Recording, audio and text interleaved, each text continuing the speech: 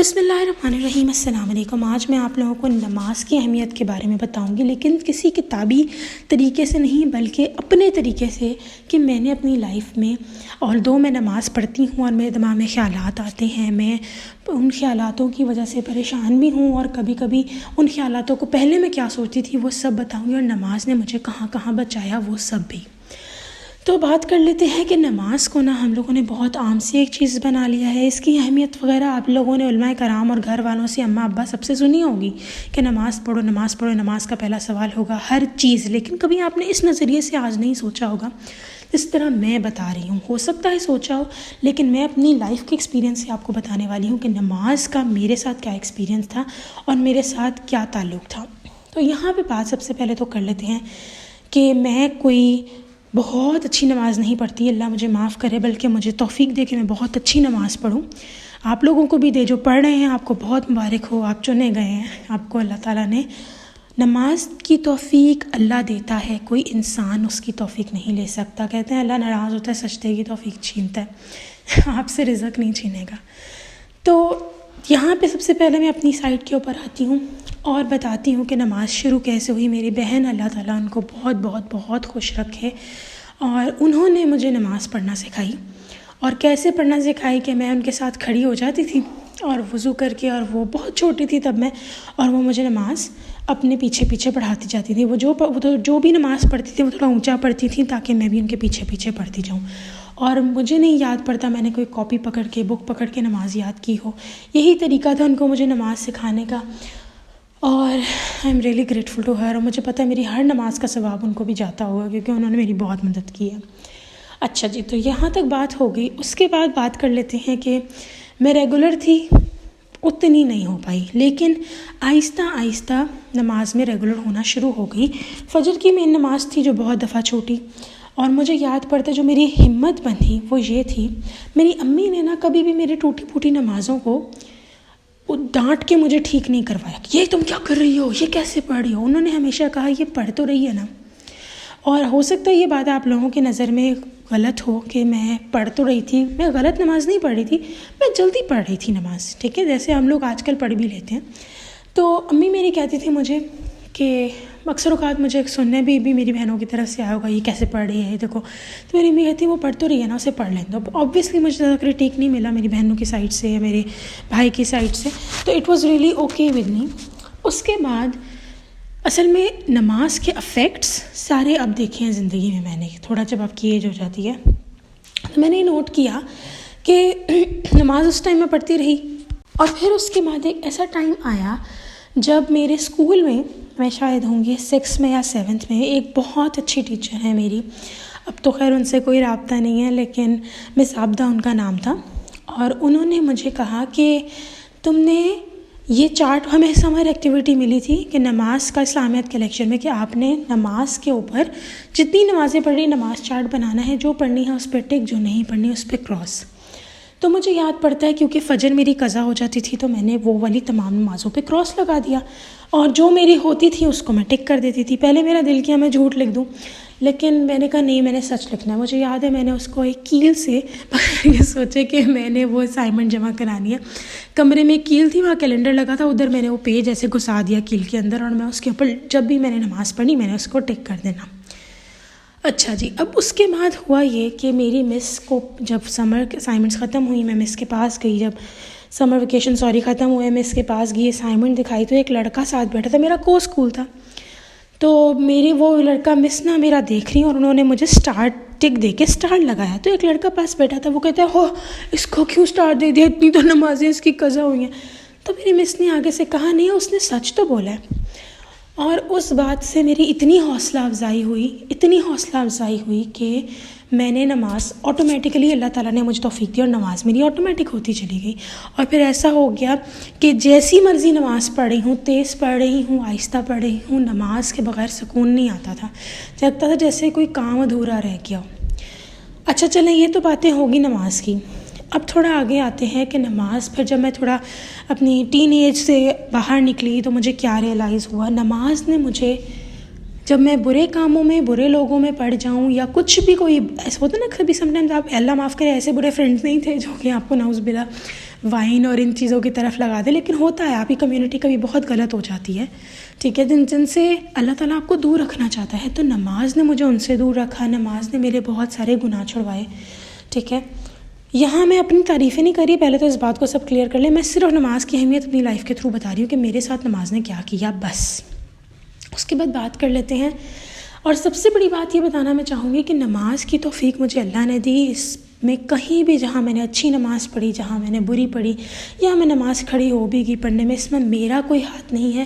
یہ سب اللہ تعالیٰ کا کرم ہے کہ انہوں نے مجھے نماز پڑھائی، ورنہ میری زندگی میں نماز کیسے آئی، کب آئی، مجھے نہیں پتہ. میرا اس میں کوئی کمال نہیں ہے، یہ سب دیا میرے اللہ کا ہے. اور آپ لوگ بھی اگر نماز پڑھیں، اس میں کوئی کمال نہیں ہے، آپ کو توفیق اللہ نے دی کہ آپ ان کے سامنے کھڑے ہو رہے ہو، اور کوئی بات نہیں ہے اس کے اندر. اچھا جی، تو پہلے بات کر لی شوق کیسے پڑا. اور میرے جو شوق کو ایکسپلین کرنا تھا وہ یہ تھا کہ اگر آپ کے گھر میں بھی کوئی نماز بچہ یا بچی پڑھ رہی ہے اور کھڑے ہو کے تیز پڑھ رہی ہے تو پلیز اس کو پڑھ لیں دیں.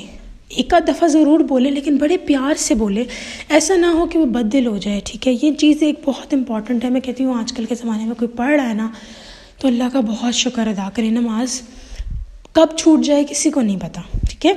اسی لیے میں آج بھی اللہ سے دعا کرتی ہوں کہ اللہ ہماری نمازیں نہ چھوٹیں. اس کے بعد ہم بات کر لیتے ہیں کہ نماز نے میں نے نوٹ کیا کہ نماز نے مجھے بہت زیادہ پروٹیکٹ رکھا ہے بری عادتوں سے، برے لوگوں سے. بہت سی چیزیں میری چھوٹ گئیں جن پہ مجھے دکھ تھا، لیکن وہ اچھا ہوا چھوٹ گئیں، کیونکہ نماز کی وجہ سے مجھے اللہ تعالیٰ نے بچا کے رکھا. نماز آپ کو گناہ سے بچاتی ہے، نماز آپ کو بچاتی ہے. آپ جو بھی نماز پڑھ رہے ہو، آپ اللہ کے سامنے پڑھ رہے ہو، اللہ آپ کی نیت دیکھ رہا ہے، ٹھیک ہے. اور نماز آپ کسی کے لیے نہ پڑھو، نماز آپ اللہ کے لیے پڑھو. جس طرح بھی پڑھ رہے ہو آپ پڑھو.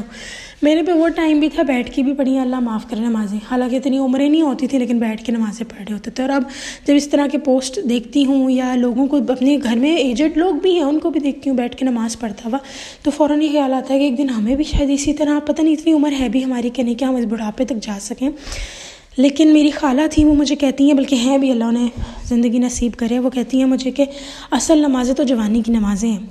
اور میں اتنا روتی ہوں اس بات کو سوچ کے کہ ہم نے اپنی جوانی کی نمازیں. جوانی کیا ہے؟ پہلے تو آپ اس کا ایج ڈیفائن کر لینا. 30 تک جوانی ہے آپ کی، 20 تک جوانی ہے، 25 تک جوانی ہے. نو ون نوز. کچھ تو کہتے ہیں 20 ختم ہوا جوانی ختم، ٹھیک ہے. آپ نہیں جانتے، کچھ کہتے ہیں 40 سال تک بھی جوانی ہے. اللہ کے نزدیک جوانی اب کب تک ہے تو ہم نہیں جانتے. لیکن بڑا دکھ ہوتا ہے کہ ہم نے جو ٹائم ہمارا صحیح نماز پڑھنے کا تھا اس میں ہم نے نمازیں عجیب ٹکرے مار مار کے پڑھی، جلدی پڑھی. تو دکھ بہت ہوتا ہے اس چیز پہ، کیونکہ وہ ٹائم اب واپس تو نہیں آ سکتا، نہ میرے پاس، نہ آپ کے پاس، کسی کے پاس بھی نہیں. تو یہ بات کرنا کہ نماز نے ہمیں آخرت میں بچانا ہے، وہ تو بعد کے فائدے آپ نے دیکھنے ہیں. ابھی جو دنیا میں فائدے ہو رہے ہیں ان کو ایکسپلینیشن دیکھیں آپ کی کتنی خوبصورت ہے، کہ آپ کو کتنا اچھا لگے گا نا آپ کو اگر آپ کا کوئی دوست ہو اور وہ آپ کو بچا لے. کوئی آپ کو مارنے آ رہا ہو، کوئی گندے لوگ آپ کے پاس آ رہے ہوں، کوئی کیا بولا جائے، کچھ برا آپ کے پاس آ رہا ہو، نماز آپ کو بچا لے. تو نماز کی اہمیت کا اندازہ تب ہوتا ہے آپ کو جب آپ کو ریئلائزیشن ہوتی ہے کہ یار نماز نے مجھے کہاں کہاں بچا کے رکھا ہے. اس کے بعد بات کر لیتے ہیں کہ مجھے اور لائف میں نماز سے کیا کیا بینیفٹس ملے، اور ملتے آ رہے ہیں. پھر میں نے اپنی نمازوں کو بہت ساری جگہ پہ صحیح ہوتے دیکھا اللہ کی طرف سے، جہاں جو میں غلط تو کچھ نہیں پڑھی تھی، لیکن ہوتا ہے نا کہ آپ، جس طرح میں سجدہ پہلے کرتی تھی تو میری کونیاں بھی ایون زمین پہ ہوتی تھیں. اور اس چیز کو اللہ تعالیٰ نے مجھے حدیث پڑھوا کے، میں نے کسی عالمہ کا کورس جوائن نہیں کیا، میں نے کوئی جو ہے وہ خاص طور پہ نماز کو اللہ دکھ یہ ہوتا ہے کہ ہم نے نماز کو کھوجنے کی کوشش نہیں کی، لیکن اللہ تعالیٰ نے مجھے دکھایا کہ یہ دیکھو ایسے نہیں پڑھنا. حدیث سامنے آئی کہ جس طرح ڈاگز ہوتے ہیں نا اپنے ہاتھ ایسے رکھ کے بیٹھتے ہیں، آپ نے اس طرح نماز نہیں پڑھنی ہے، آپ نے اپنے کونیوں کو اوپر کرنا. اگر آپ لوگ بھی غلطی کریں تو پلیز کو ٹھیک کر لیں.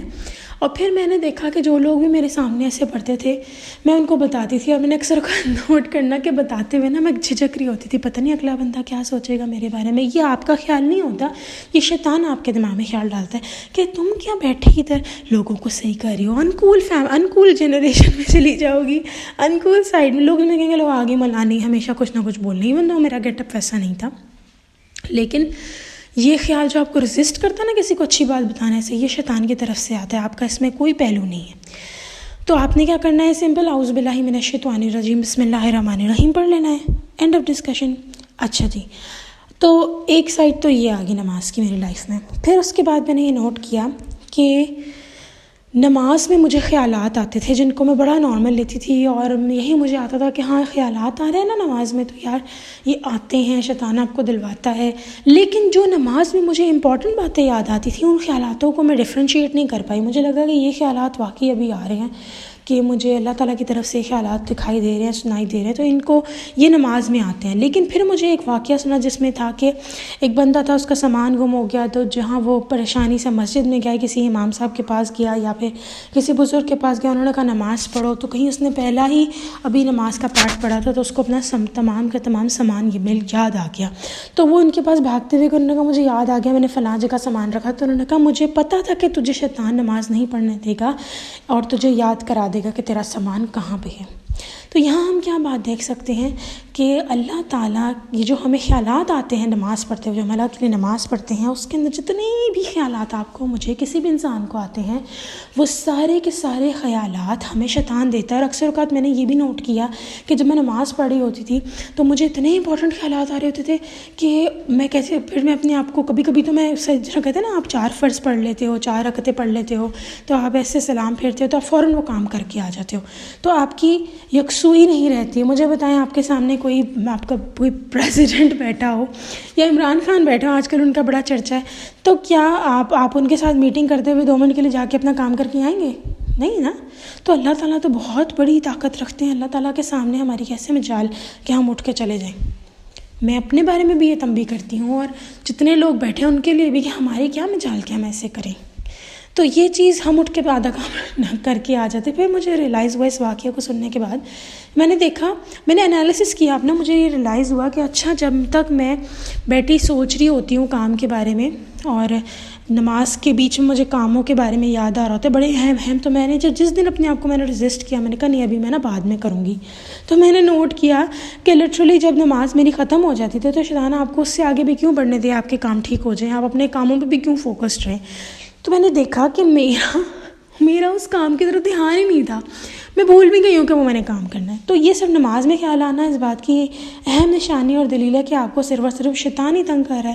تو کہتے ہیں نمازوں میں جب آپ کو خیالات آئیں تو آپ نے جب سلام پھیر لیتے ہیں تو الٹی سائڈ پر آپ نے اشارے سے 3 دفعہ تھوکنا ہے. تھوک نکال کے نہیں پھینک دینی، اشارے سے تھوکنا ہے، اور پھر اعوذ باللہ من الشیطان الرجیم بسم اللہ الرحمن الرحیم پڑھنا. یہی قرآن پاک میں بھی، اگر قرآن پاک پڑھتے ہوئے بھی آپ کو خیالات آئے تب آپ نے کرنا. اور اتنی خوبصورت بات، کل میں نے مفتی منعق کی سنی، انہوں نے مجھے کہا، مجھے نہیں لائک ویڈیو میں کہا کہ قرآن پاک جس کے پاس ہے، جس کے پاس قرآن کی نعمت ہے، اس کو بڑی سے بڑی پریشانی آ جائے وہ پریشان نہیں ہوگا. اب اس کا مطلب یہ نہیں کہ بڑی سے بڑی پریشانی آ گئی آپ پریشان نہیں ہوگی، آپ ہوگے پریشان تھوڑی دیر کے لیے، لیکن پھر کیا ہوگا آپ کے ساتھ کہ فوراً آپ اس موڈ سے نکل بھی جاؤ گے، آپ ڈپریشن میں نہیں جاؤ گے، آپ دکھ میں نہیں جاؤ گے، سیڈنس میں نہیں جاؤ گے.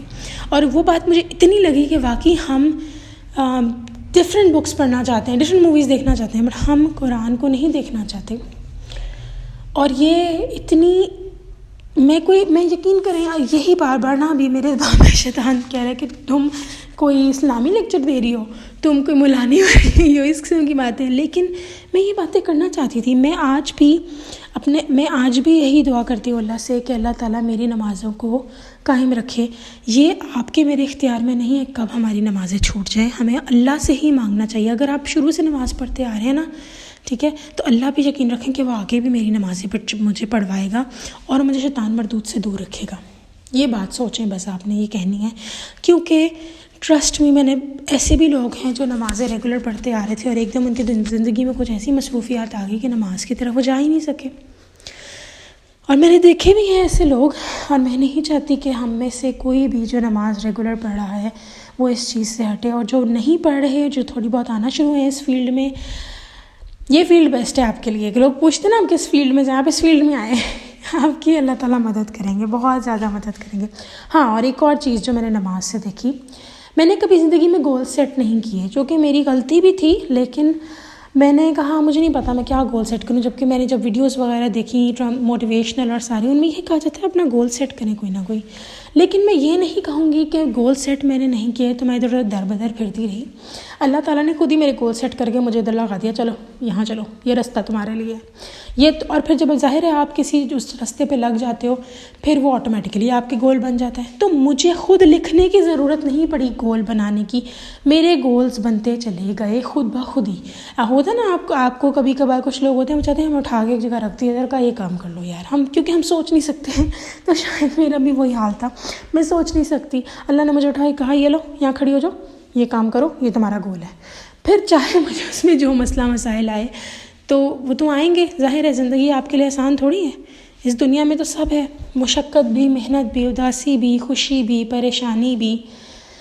تو کس ایموشن کو آپ زیادہ اپنے پہ حاوی کرتے ہیں یہ ڈیپینڈ کرتا ہے آپ پہ. اینڈ سو آئی ہوپ کہ آپ لوگوں کو میری زندگی سے, میرے ایکسپیرینسز سے کچھ سیکھنے کو ملا ہو. اور میں یہ بھی دعا کرتی ہوں کہ اللہ تعالیٰ ہمیں نمازوں پہ قائم و دائم رکھے. کب ناز اللہ ہماری زندگی ڈرفٹ ہو, یہ بہت بڑا دکھ ہو گئے, موت ہی ہے زندگی کی کہ ہم نمازوں سے دور چلے جائیں. اس لیے یہی دعا کروں گی کہ جو پڑھ رہے ہیں اللہ ان کو اسی پہ رکھے, شیطان مردود سے دور رکھے, اور جو نہیں پڑھ رہے وہ اس طرف آ جائیں. جو بھی کم پڑھ رہے ہیں ان کی بھی زندگیاں اس کی طرف ریگولر آ جائیں. اللہ سے دعا کریں کہ یا اللہ مجھے نماز کی طرف لگا دے. اس کے لیے آپ کو اٹھ کے 2 نفل پڑھنے کی ضرورت نہیں ہے. آپ بیٹھے بیٹھے ابھی میری آڈیو سن رہے ہیں, پاز کریں اور کہیں اللہ مجھے نماز کی طرف لگا دے. میں دعا کرتی ہوں یا اللہ جو لوگ میری آڈیو سن رہے ہیں, اس ویڈیو کو دیکھ رہے ہیں, ان لوگوں کی زندگی نماز کی طرف لگا دیں. میری زندگی, میری نمازوں کو بہتر بنا دیں, ہم سب کی نمازوں کو بہتر بنا دیں. ہمارے وہ تمام کام جو ہمیں نماز سے روکتے ہیں یا ہمیں شیطان دکھاتا ہے کہ نماز سے زیادہ بیٹر وہ کام ہے, تو ان تمام کاموں کو ہمارے لیے لیسٹ پرائیورٹی پہ خود بخود ہی ہمارا مائنڈ لے آئے اور ہم نماز کو پہلی پرائیورٹی بنا لیں. اللہ تعالیٰ ہمارے لیے آسانیاں کرے, بہترین نمازیں ہم سے پڑھائے, اور کبھی ہم پہ ایسی کوئی کڑی نہ آئے کہ ہم نماز کو چھوڑ دیں. ہم سب مرتے دم تک نماز پڑھیں, اللہ کی خاطر پڑھیں, اور بہترین پڑھیں کہ اللہ ہم سے خوش ہو, ہماری اپنی روح ہم سے خوش ہو کہ ہم نے نماز ادا کی. اور یہ ڈر ابھی بھی آڈیو آپ لوگوں کو جو میں یہ بتا رہی ہوں, میرے دل میں یہی ڈر آتا ہے کہ معاذ اللہ کوئی ایسا وقت نہ آئے کہ ہم نماز چھوڑ دیں. یہ مت سمجھیے گا جو پڑھ رہے ہیں وہ پڑھتے رہیں گے اور جو نہیں پڑھ رہے وہ نہیں پڑھیں گے. کبھی بھی پاسا پلٹ سکتا ہے. آپ کی کون سی ایسی بات جو اللہ کو خدا نخواستہ ناپسند آ جائے, آپ نماز سے ہٹ جائیں. اس لیے اللہ تعالیٰ سے ہی دعا کرنی چاہیے, اللہ مجھے نماز سے نہ ہٹانا, میری نماز نہ جائے. اللہ آپ مجھے محفوظ رکھیں. ان تمام لوگوں کو جو نماز کی طرف آنا چاہ رہے ہیں, بڑی مشکل چیز ہے نیکی کی طرف چلنا, کیونکہ آپ کا اپنا دشمن آپ کے نفس کے اندر ہی بیٹھا ہوا ہے شیطان, اور وہ آپ کی اتنی اچھی ٹریننگ کر دیتے ہیں کہ رمضان میں جب وہ قید بھی ہو جاتے ہیں تب بھی آپ کا مائنڈ اس چیز کے ہوتا ہے نا. کبھی ہمارے رشتہ دار ہوتے ہیں یا کوئی اچھا دوست ہوتا ہے یا کوئی برا دوست ہوتا ہے, جس طرح کی ہمارے مائنڈ کی, جس طرح کی ہماری صحبت ہوتی ہے ویسے ہی ہماری تھنکنگ بنتی جاتی ہے, تھاٹ پروسیس ہمارا وہی بننے لگ جاتا ہے. تو ویسے ہی بالکل جب آپ کا اور میرا تھاٹ پروسیس ویسا بننے لگ جائے گا جس طرح کے ہمارے ارد گرد کی سوچیں ہیں, چیزیں ہیں, اور ہم اگر اللہ سے پناہ نہیں مانگیں گے تو ہم پھنس جائیں گے. اسی لیے جو نماز پڑھ رہا ہے, اور اگر آپ پڑھ رہے ہیں تو غرور مت کریں, یہ اللہ کی دین ہے, کبھی بھی چھن سکتی ہے. اور جو نہیں پڑھ رہے ان کو بری نگاہ سے مت دیکھیں, کیا پتہ وہ پڑھنے لگ جائیں اور آپ کے مقام سے بھی اوپر چلے جائیں. ٹھیک ہے, اللہ حافظ.